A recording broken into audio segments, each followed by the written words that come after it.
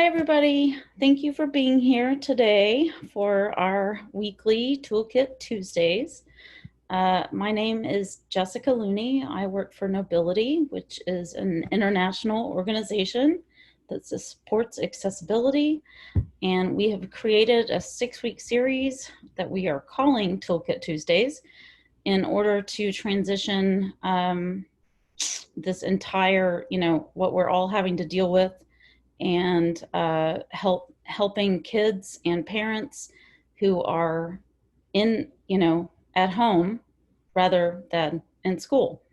So Paul Adam, who is a friend and advocate for Knowbility, will walk us through what accessibility features are on iOS today and used for educational purposes. So I'm going to let him introduce himself more thoroughly. And thanks for being here, Paul, and for taking the time to spend, this hour to show us what you have to show us. He's a great presenter.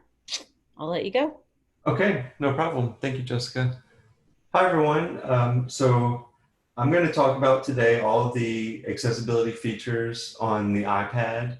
I've heard that students are getting iPads when they're doing online learning, or some places are giving them iPads.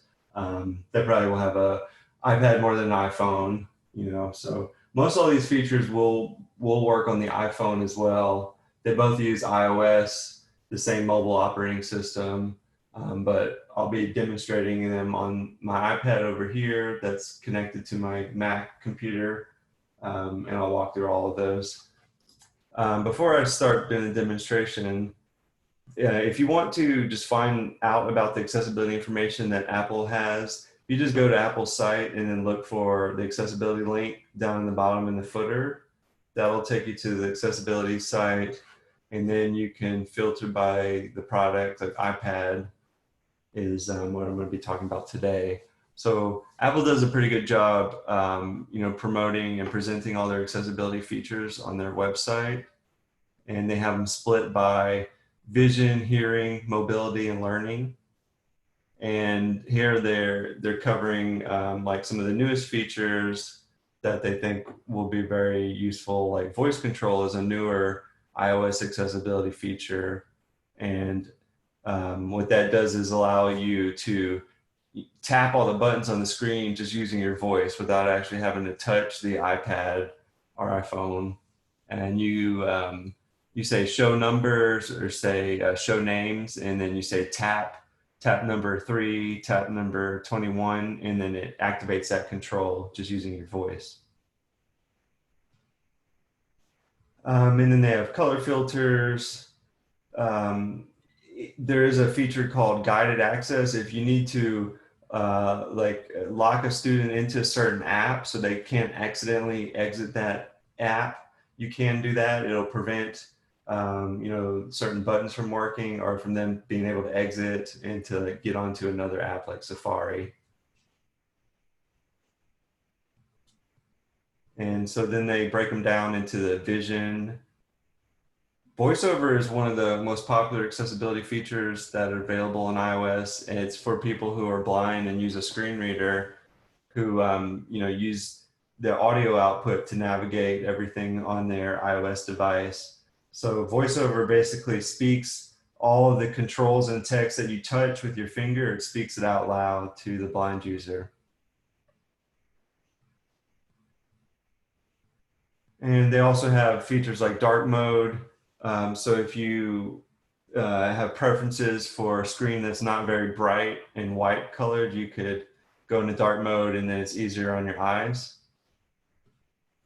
They also have zooming capabilities where you can either zoom the entire screen or just zoom portions of the screen, like a magnifying glass. And you can also use the camera on your iPhone and iPad as a magnifier.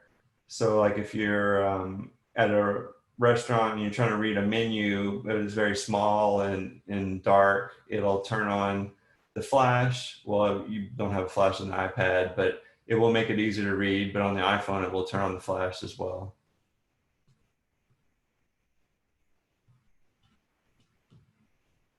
So then they have the hearing features. They work with hearing aids. There's made for iPhone hearing aids that work better with them. You can do sign language through FaceTime video chats. That's something that Apple's promoting. And of course, there's closed captioning and audio description features, so you can watch accessible videos if you're blind or deaf. Mobility is if you can't, control the device using finger gestures, touchscreen gestures, then you can use voice control, or you can use switch control, which is a way to operate the whole operating system just using a single switch button that's like an external button, or the whole iPad can function as one large button that you tap, but you don't have to tap on the specific spot to activate the control when using switch. If you can't pinch or you can't do a triple finger tap, things like that, they have assistive touch to allow you to do those different gestures. Or if you can't physically shake the device and you need to shake it or rotate it, it can do that as well. And for learning, there's ability to select the text and have it speak aloud. You can either speak the whole entire screen, everything, there's a feature for that, or just select the text you want to speak and then speak it aloud. So that's helpful if you don't want to actually read with your eyes, or if you're wondering how a word is pronounced, then it should pronounce it correctly. Okay, so that's Apple's website with all their accessibility features for iPad. And then here I have my iPad open. So to get to your accessibility settings on your iPad, you just need to find the settings icon, settings app, and then scroll down on the left side and look for accessibility. And then Apple has them split up under vision, physical and motor, hearing, and general. And I'll demonstrate all of these. So this is VoiceOver, which is the screen reader for blind users. You can turn it on just by tapping the switch to enable it. Settings, VoiceOver, on. Double tap to toggle setting. VoiceOver speaks items on the screen. So a VoiceOver user can either move the finger along the screen to find what they want to activate, and it just follows whatever they touch. VoiceOver, on. Double tap to toggle setting. Or they can swipe to move forward and backwards, element by element. VoiceOver speak, tap once to double tap, swipe to VoiceOver practice, button, speaking rate, 61%. You can slow it down, 51%. speed it up. And there's a feature where you can turn VoiceOver on and off using triple click the home button. It's called the accessibility shortcut. VoiceOver off. So I just triple click my home button to turn it on and off. If you want to turn on the accessibility shortcut, it's at the bottom of the accessibility screen, at the bottom of the accessibility settings screen. And then accessibility shortcut, you can pick your favorite accessibility feature to turn on and off. So, you may not use VoiceOver. You may want to use Zoom and turn that on and off. Or even like reduce white point is a way to make your screen not as bright. It'll lower the brightness even further than normally is possible. So if you're trying to read at night, you can triple click the home button to turn reduce white point on, or whichever accessibility feature you want. If you have multiple features enabled, it'll ask you when you triple click the home button which feature you want to enable. And then it'll say, do you want to use reduce white point or VoiceOver? I'll just hit cancel.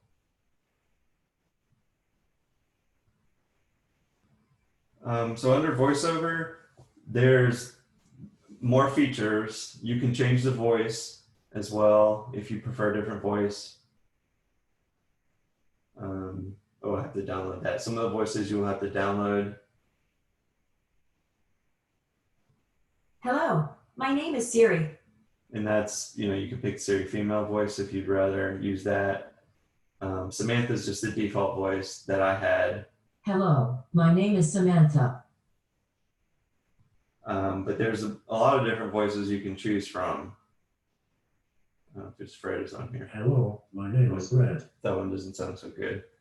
You know, some will sound more realistic than others. So, you know, depending on what sort of accent you prefer, you could switch to, you know, UK English, South African English, Irish English. You can also control the pronunciations of things for VoiceOver. If it doesn't pronounce certain text correctly, you can add a particular pronunciation that you want to make sure it sounds accurate for the VoiceOver user. And VoiceOver will switch to different languages once it detects like Spanish text or German text. It'll switch to Spanish voice as long as this is enabled, but it's enabled by default, detect languages. Now you can also hook up a braille device for blind users who know braille, so they can input and output through a braille keyboard, like a Bluetooth braille keyboard. And there's lots of braille. I'm not an expert on braille myself, but it works with iOS.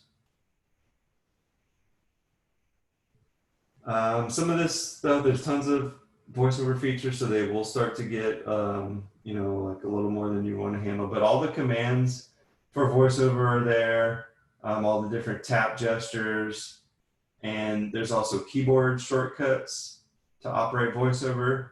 So basically, the manual for how to use VoiceOver is built into the settings for VoiceOver.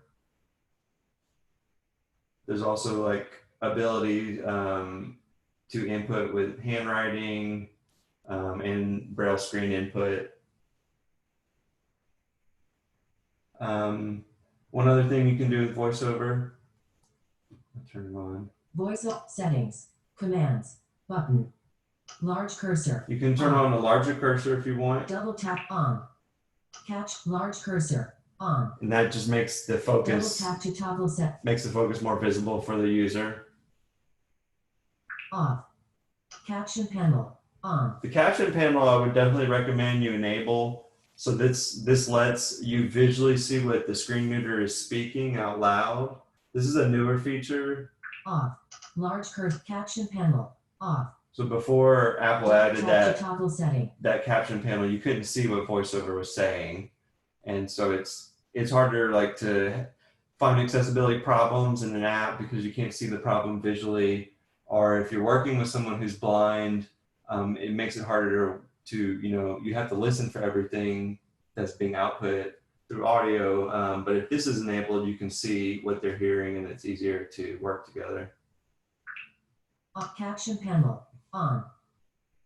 Double tap to toggle setting. So this is VoiceOver, and I'll stop there and go into the next set of accessibility settings. Accessibility.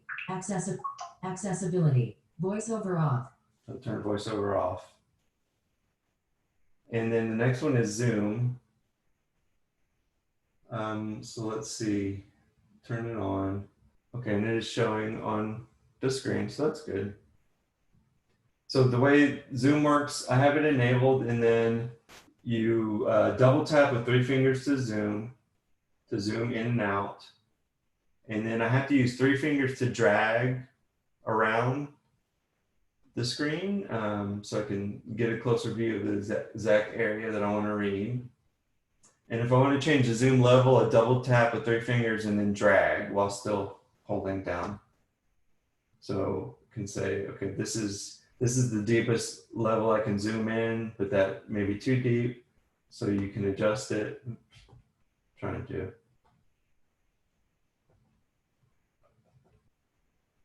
And then there. And you can turn it off. And then there's a zoom controller that you can enable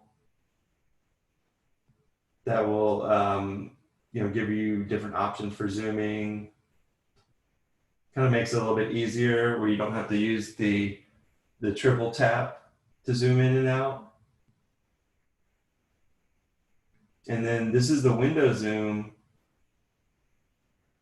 which is kind of like a magnifying glass that you can just drag around the screen to pick a certain area that you want to zoom in.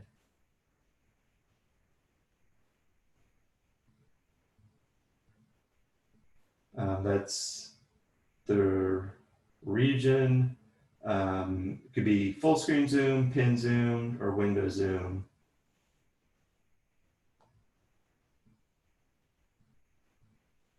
So this one is showing like the top half of the screen is the zoomed in portion, and then the bottom half of the screen is the normal size. So you can see both views at the same time. And then, you know, we can hide that controller, or just change how it's zooming if you want to do full screen or not. I'll just zoom out. Oops. And then that's mostly all the zoom features there. And you can use both voiceover and zoom at the same time. So if someone has low vision, they're not completely blind, they can still see when the screen is enlarged, but they want to hear the screen reader output at the same time, they can do that as well. Let me just see. Should work fine. Voice settings. General. Button. Yeah. Control. Display. And they can swipe through everything. Settings. Wallpaper. Button. And you know, the focus follows the voiceover focus. The zoom focus follows the voiceover focus, so that would still work pretty well if you have low vision and you want to see and hear at the same time. Voiceover off. So these accessibility features have evolved tremendously over time. They get better every year when Apple does a new release. And then the next version of iOS is coming out in the fall, and it'll have new accessibility features as well. Or just improvements to these current features too. And then the magnifier, that is for you know, zooming in with your camera. And then you can also do display text size. You can change the text size of your whole system to have bold text everywhere. And that makes it more readable, easier to see everything. Or you can increase the text size. Now, if you have, normally you can, these are your normal text size, like the smallest you can have to the largest. But if you want to go even larger, there's a larger accessibility sizes, and that lets you make it very large. So it kind of depends on whether a user would prefer just having larger text size, or would they like to zoom in and out as well, or they could do everything. So when you have larger text size, though, you don't have to pan the screen around. You still see everything all at once. It's just the text is very big, much larger.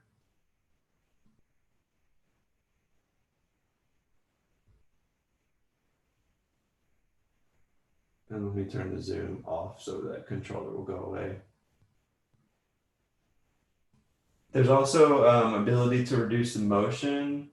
You know, when you open and close apps, there's motion effects, and that can be disorienting or overwhelming for certain folks. And so Apple added an accessibility feature to make that go away. So now you don't see that kind of jumping effect. It's just a fade in and out.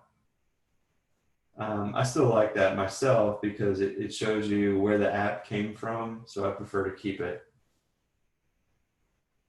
But there also you can, if you don't want to autoplay video previews and message effects, like when you get messages and you have animated GIFs that are just automatically moving, that can be very distracting. You can disable those here under motion accessibility settings.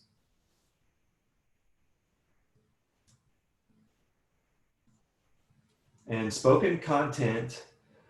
So here is where you can enable your iPad to speak the whole screen or just speak a selection of text that you pick. So speak screen, what you do for speak screen is once you enable it, you swipe down with 2 fingers from the top of the screen.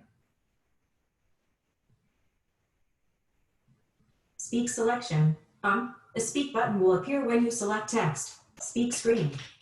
Swipe down with 2 fingers from the top of the screen to hear the content of the screen. Speech controller, off. Highlight content. Highlight content as it is. Okay, and then you can pause it as well. It looks like you can go backwards and forward. I guess that's what it does, so it's not moving. Oh, it's a touch, just to touch what you want to speak. Oops. Speaks. Swipe down with 2 fingers from the top of the screen to hear the content of the screen. Okay, so if you just, you can just touch, Speaks. say what you want it to speak and actually just touch it directly and it'll speak that. Okay, so that's speak screen. And then I have speak selection enabled as well. So if I open up a web page, then I could select the text that I want to speak, and then there'll be an option to speak. Powerful assistive features are built into iPad to complement your vision, hearing, motor skills, learning, and literacy. So you can create, learn, work, play, and So that sounds pretty good too, and mostly will pronounce everything accurately, and that should work in multiple languages as well. So that's a nice feature.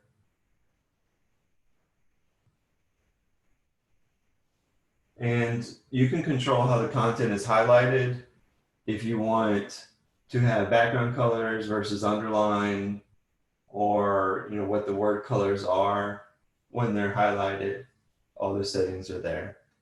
So a lot of this stuff, there are apps that you can purchase that do this as well. But Apple kind of built in those accessibility features, those reader apps that will read text to you. They kind of built that into your accessibility settings. So, it's already included on the iPad. And then there's typing feedback here. If you want it to speak characters as you're typing, or speak words, or speak the automatic text corrections, like when it corrects one of your spelling mistakes, you can have that spoken aloud so you hear the correction and make sure you don't accidentally type in the wrong thing.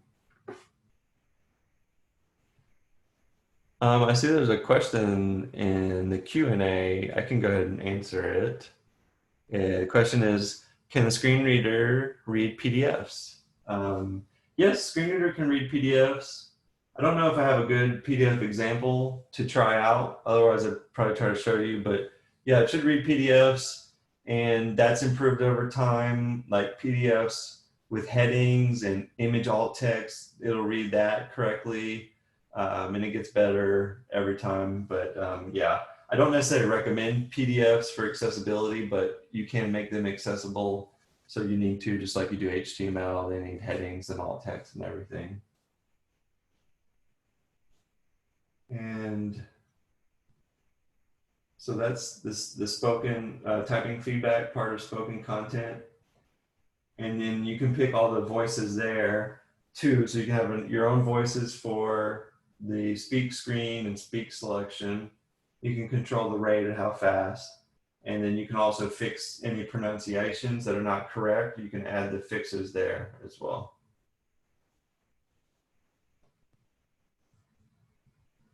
Audio descriptions, that is so that someone who's blind, when they're watching a video, they can hear a narrator speaking aloud what's happening in the video and any text that is on the screen in the video. So when you enable this setting, it should automatically enable that in the video. If they have audio descriptions, then they should automatically play the audio descriptions.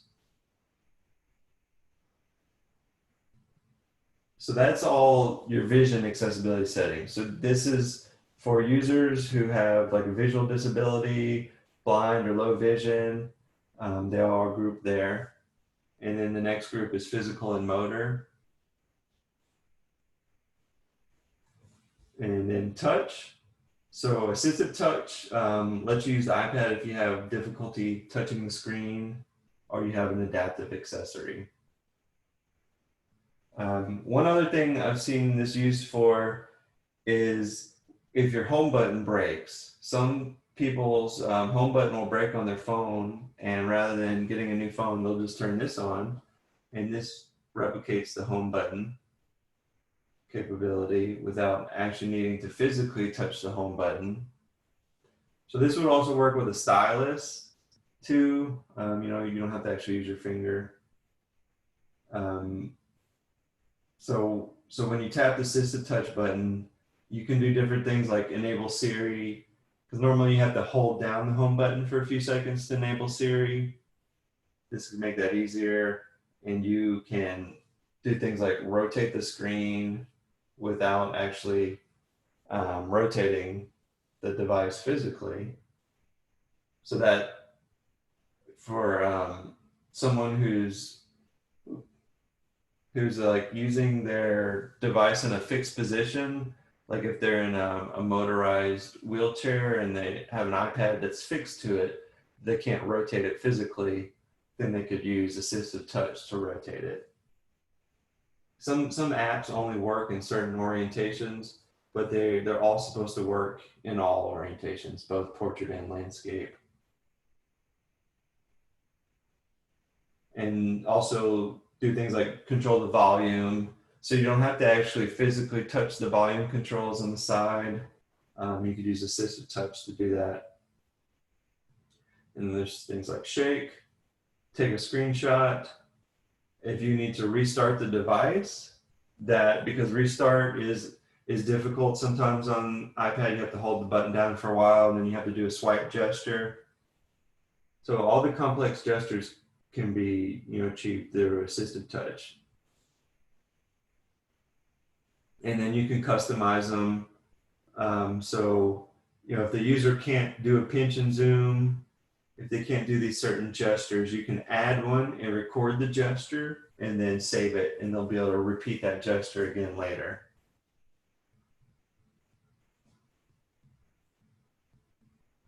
So you can customize that menu for assistive touch. You can decide how the assistive touch button works. When you tap it, you can say make it run any of these features. So this could just be a single button that you use just to do certain things, like this is my screenshot button, and say every time I tap this button, I want to take a screenshot. But that's not a typical feature that I would have, but it could be. And then you'll see that this accessibility feature could be just like a power user feature as well as an accessibility feature. Could be like speak screen. So if you don't want to swipe down with 2 fingers, you can make it speak the screen instead. So like scroll down. I don't know. Okay. So I guess wherever I tap, then it's going to scroll down.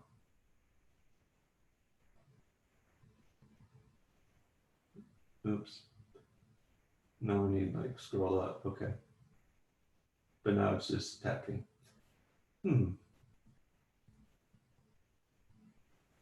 I know one thing, like if you ever have an accessibility feature that you don't know how to turn on or off, you should be able to tell Siri to do it. So I'll try that. Turn assistive touch off. Okay, so that's helpful. So now my bad idea of making it scroll down, I can fix that and just go back to the default, which was open menu. And now it won't scroll anymore. But you can also do double tap actions. So right now, it only responds to a single tap, but if you want, you could set up a double tap and make it perform a certain feature when you double tap.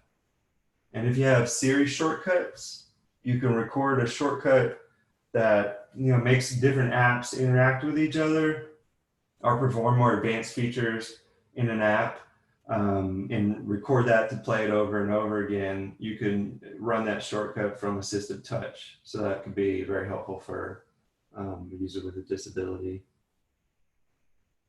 And there's long press, which is where you just hold that button down for a while, and then long press is activated.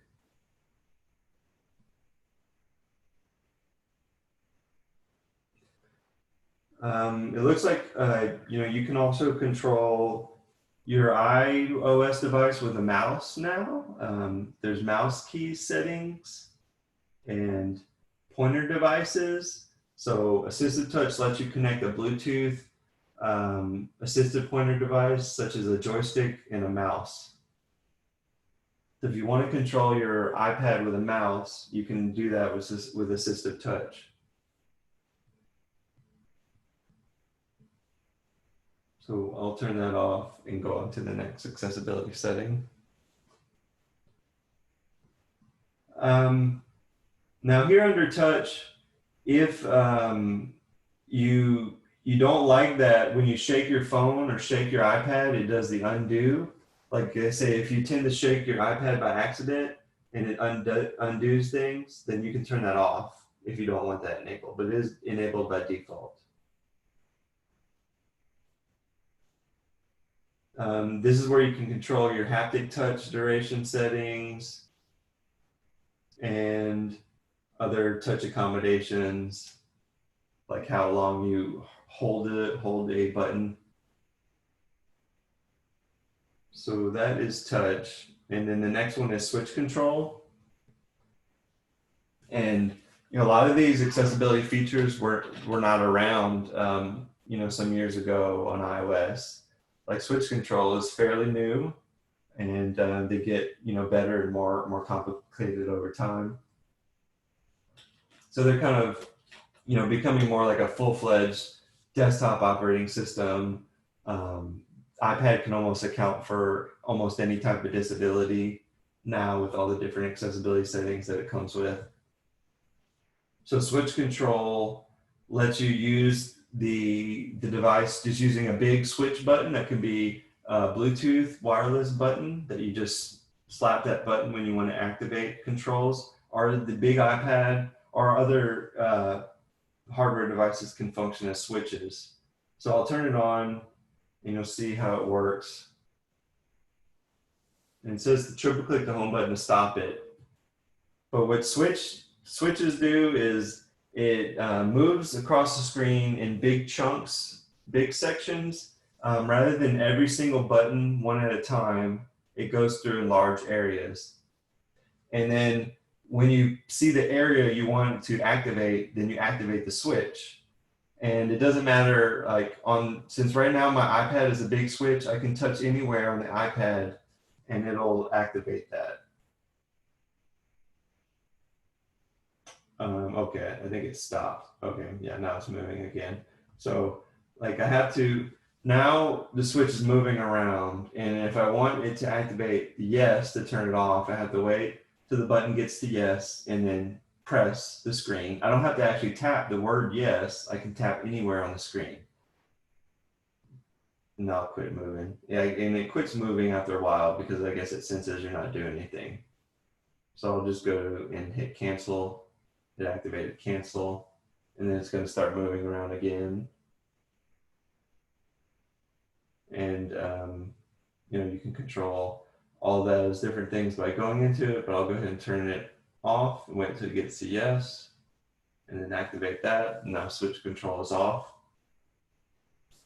But right now my full screen is a switch, and then you can add new switches. You can use your camera as a switch as well. Left head movement or right head movement. So you can use head movement as different switches. And if you have multiple switches, it's easier than just having one single button to activate things. You can have a few buttons. And you can use Bluetooth devices. So switch recipes. So that, I guess, is a way, let's say if you needed to tap the middle of the screen, it's a pre-programmed recipe. that'll go through that process and do it for you. And then I think you can maybe you can create new recipes and save them. So if you have apps that require a lot of movement with the switch and you want to record it to replay that later, then you record as a recipe. That way the user doesn't have to keep going through that process every time they want to activate the certain app. So yeah, and then you can control the looping. See, mine looped 4 times and then stops looping. You can control that here. And keyboard settings, there's a lot of switch control settings. You can also control what the cursor looks like, cursor color as well. So if you don't want just the blue, you can make them really big.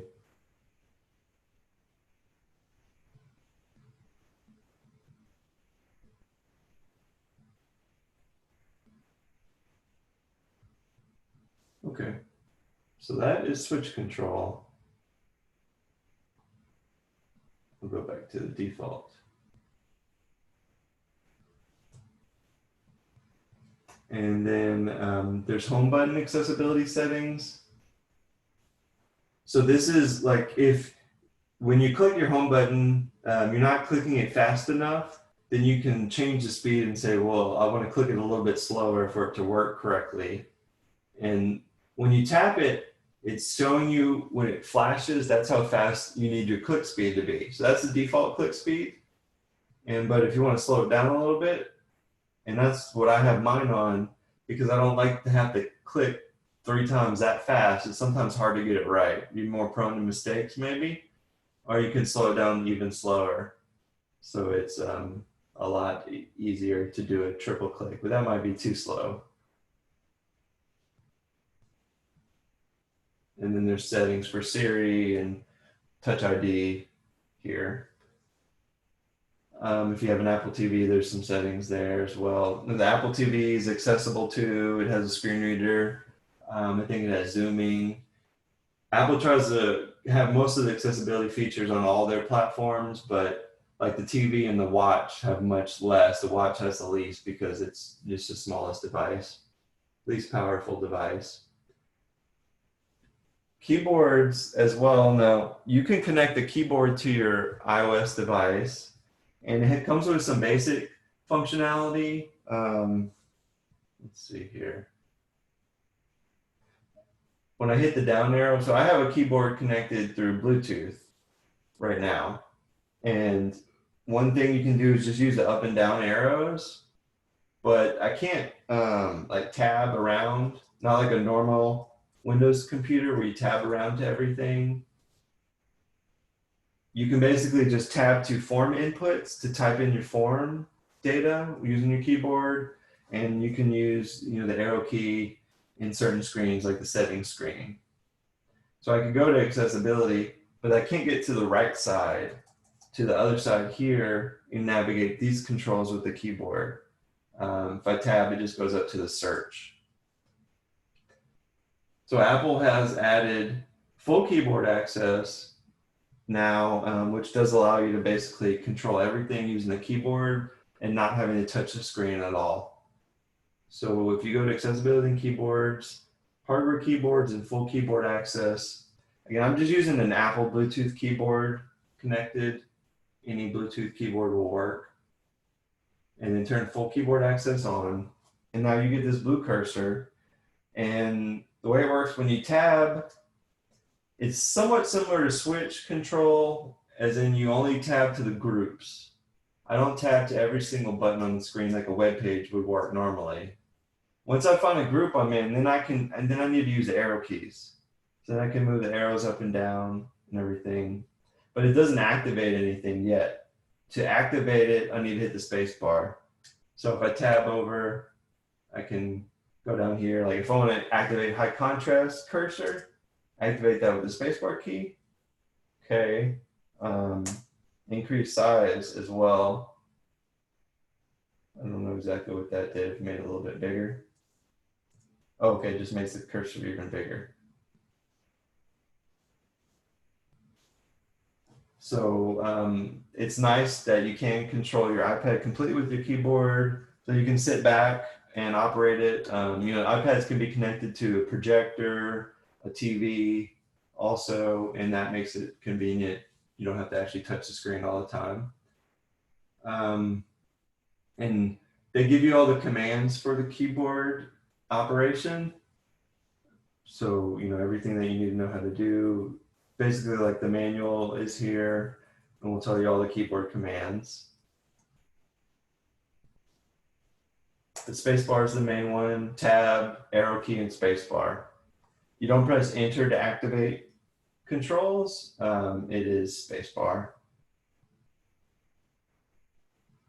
And the blue key, the cursor and everything will automatically hide after a little bit, so you can control that if you want to turn it off.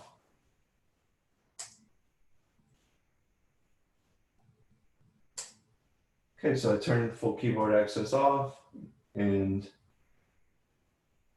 then there's a few other keyboard accessibility features, like key repeat. When you hold down a letter, like it'll keep repeating it as you hold it down. But if you want to turn that off, because some people who have difficulty with hand movement, you know, they'll hit the keyboard and keep holding it down, and they don't want that to keep repeating the key. So you can turn that off, and they'll only type the key once. Or you can control the interval to kind of delay that or make it work better for that user. Sticky keys lets you do modifier keys without having to hold all the keys down at once. So like if you need to do a Command Shift C, Command Control, modifier key all together, sticky keys will let you pick one and then pick the other and then pick the next one, but you don't have to press all three down at the same time. Yeah, so that's Command. So all these different, it's sort of adding the list of the modifier keys together that I pressed, but I don't have to press them all at once. Oh, and then if you want to toggle the Shift key, this will turn sticky keys on and off when you hit the Shift key 5 times. And so that's if you're like a user who uses that feature a lot. That way you don't have to go into the settings to turn it on and off. And these are settings that have been around on desktop computers, desktop computer accessibility settings also. And they usually will get brought over to the mobile side eventually. And then, so I guess you can control if the software keyboard shows lowercase keys or not. Then the next set of accessibility features is the hearing. So you got your hearing devices. If you have a Bluetooth hearing aid, you can connect that to your iPad or iPhone. I don't have much experience with that myself. I know that there was a feature like related to this for the Apple wireless earbuds, AirPods, like a live listen feature where you can, I don't know if it's just for the phone maybe, but you can put your AirPods in your ear, but listen to your surrounding audio from the environment you're in through the phone. Like the phone will route the audio from the phone to the earpods in your ear and kind of amplify the sound. So it's kind of like a low budget hearing aid. It's not really a hearing aid, but it's cheaper and it's just an accessibility setting, or maybe it's just like a general setting, but I don't know that I have it on the iPad. I may have to have an AirPod connected for that to show up. I'm not exactly sure. Or maybe that's not in accessibility settings. It could be. I don't know. I won't worry about that too much.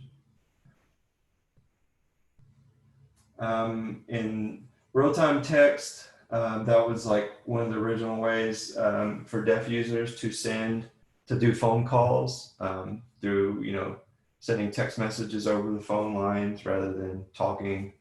I think, normally people just do normal text messages now, so that's not used as often.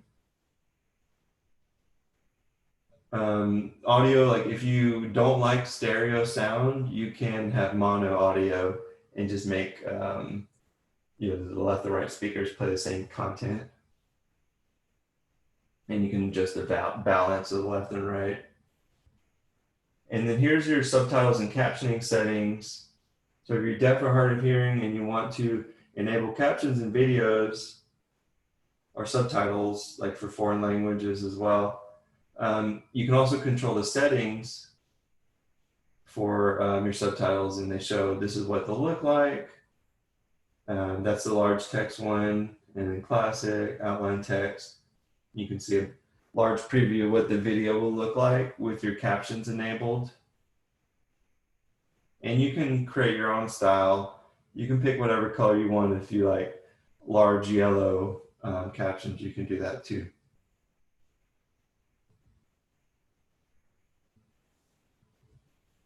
And then the last category they have is called general. They've got guided access. So that traps the user into a single app, locks them into an app. So if it's like an educational app or educational game and you don't want them to leave it, or maybe if it's a quiz and then you have to force them to take the quiz, but you don't want them to try and cheat by getting in Safari and searching for the answer, you can lock users into a particular app with guided access. And you have to have a password to exit it. So that can be useful for different situations.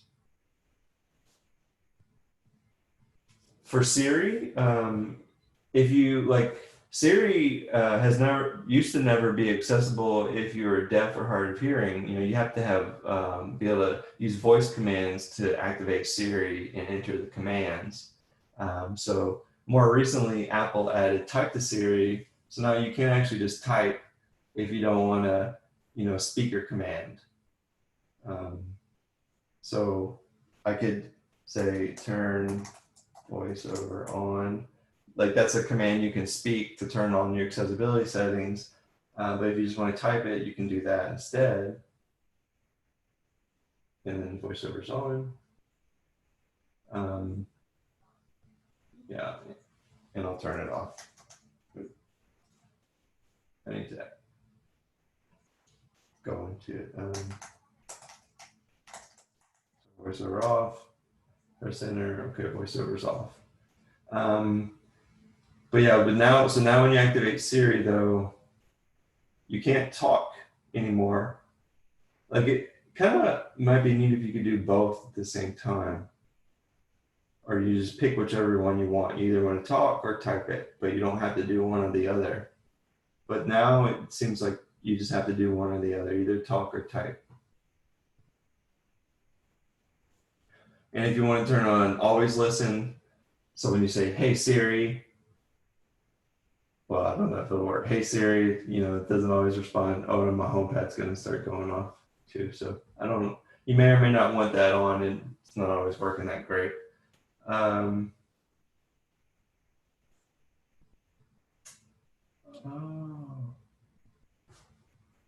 I didn't do voice control yet. That's one thing that I need to do. I don't think I did voice control.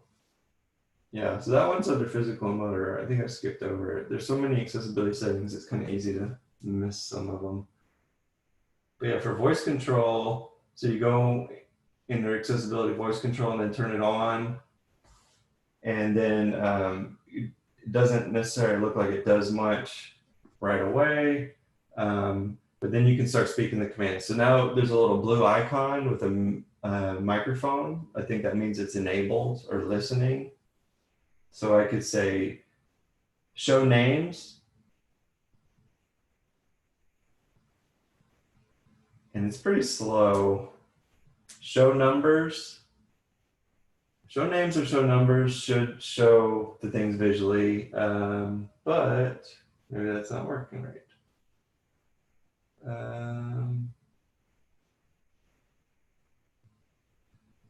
Customize commands. And you should be able to say, what can I say? And that's supposed to tell you what you can say.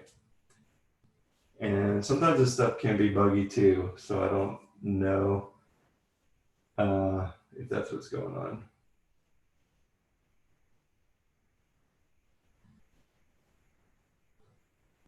So voice control, you can open apps by name, tap buttons with the voice.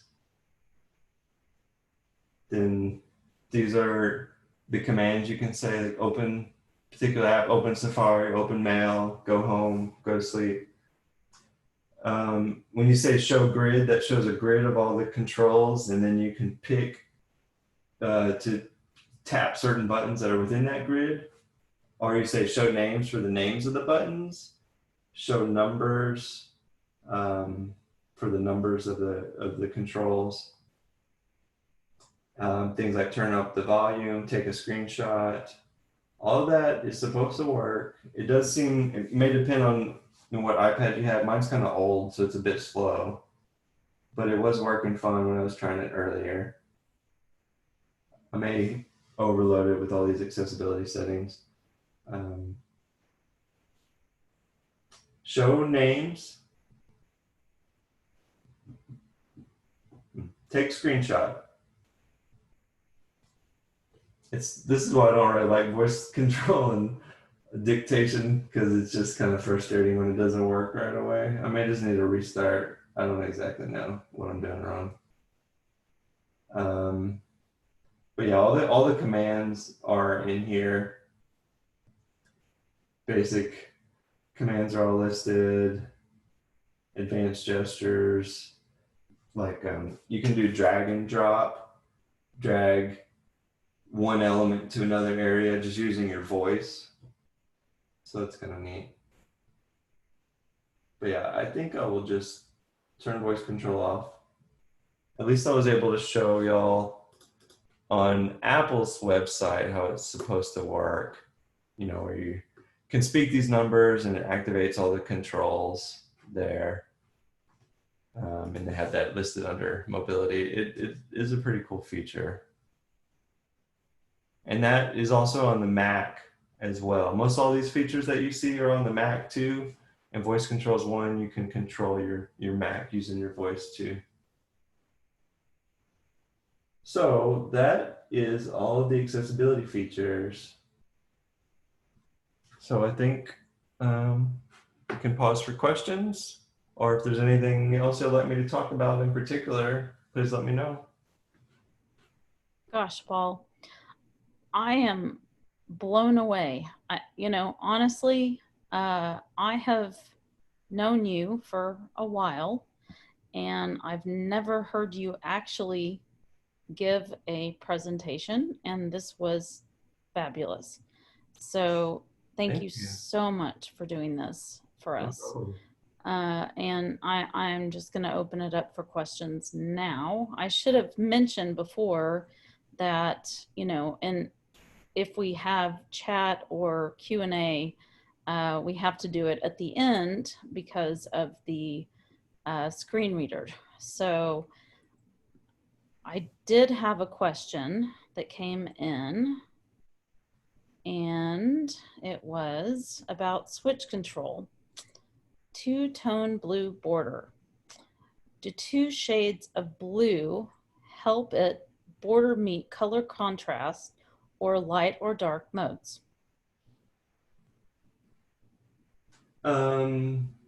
Maybe that might be why they have the two shades, but I don't know the exact reasoning, because they have the darker blue and the light blue. I've heard when you have a white outline and a black outline together, then that almost takes care of most situations for contrast, because that'll work on most any element. But again, this isn't like WCAG Sure. contrast, like a website contrast, but I guess to be conforming to like non-text content, they have a 3:1 contrast ratio, so that might be the ratio that this would need for the focus outlines, like a 3:1. Okay, let's see. You probably see this too. They also have the other colors when you switch to the red border. Yeah. Yep. Right. That's the wrong thing.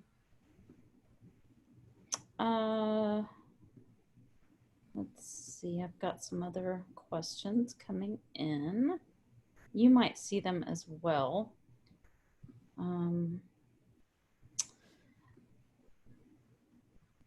Do you have any tools available for Android? I can tell you, so let's see, I have a website, pauljanum.com, and if you go to that and then go to resources, then I have a group of accessibility testing tools, or I try to organize different accessibility testing tools, depending on your browser or device. And then I have mobile native with Android, but the main one for Android is the Google Accessibility Scanner. That if you have an Android phone, you can download this app right from the Google Android Play Store, where you download all the apps, and then it lets you scan apps for accessibility problems, and it'll create a report with the problems and show like color contrast problems, things like that, and it'll also give suggestions on how to fix it. So this is a good app. It's free. That's the best accessibility testing app for Android. And I would also recommend that, like Paul just said, if you go to that website that he just recommended, that's his, you will get every single resource you could possibly imagine. I do have a question here.